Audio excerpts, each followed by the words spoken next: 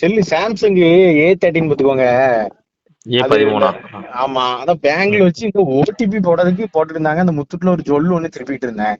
சரி OTP போடுறதுக்குள்ள cell டப்புன்னு அப்படியே இதாயிட்டு அந்த அதாவது பவர் பட்டனை இருத்தி அமுக்குனா அந்த 4 ஆப்ஷன் காமிக்கு. இந்த பவர் ஆப் ரீஸ்டார்ட் அது காமிக்கி.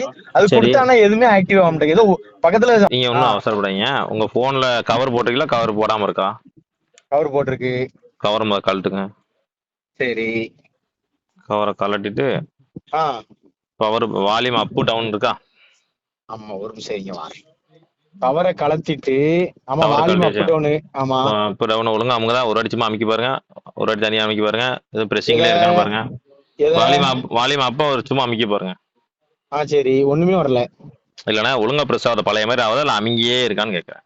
இல்ல அது சும்மா நார்மலா தான் இருக்கு. நார்மலாக தான் இருக்கு. சரி ரைட் ஆமா ஓகே. இப்போ ஒன்று பண்ணுங்க, நான் சொல்ற மாதிரி செய்யுங்க. சொல்லுங்க. வால்யூம் அப்போ மட்டும் பிடிச்சி வச்சுக்கோங்க, கை விட்டுறக்கூடாது. வால்யூம் அப்பில் மட்டும் உங்கள் விரலை வச்சு அமைக்கிக்குவோங்க. அமைக்கிட்டேன். சரிங்களா? அடுத்து ரெண்டாவது விரல எடுத்து வால்யூம் டவுன்லேயே ஒரு அமைக்கிக்குவோங்க. ஒன்று விரல விட்டுறக்கூடாதுண்ணே. சரி வால்யூம் ரெண்டாவது அமைக்கிட்டேன். சரி, இன்னும் ஒரு மூணாவது வரல உங்க விரல எடுத்துட்டு பவர் பட்டனை பிடிச்சி ஒரு அமுக்கு அமைக்கிக்குவாங்க. இப்போ உங்க போன் ட்ரிக் அப்படின்னு வைப்ரேட் ஆகிற வரைக்கும் கை வச்சிருக்கணும். அப்படியா? ஆமா, ட்ரிக்னு வைப்ரேட் ஆச்சுன்னா பட்டனை ரிலீஸ் பண்ணிருங்க.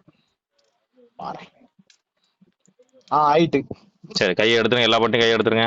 உள்ள எல்லா போட்டோம். பட்டனையும் ஓ இவ்வளவு தானோ? இவ்வளோ ரெடி ஆயிட்டு ப்ரோ. ஆயிட்டு.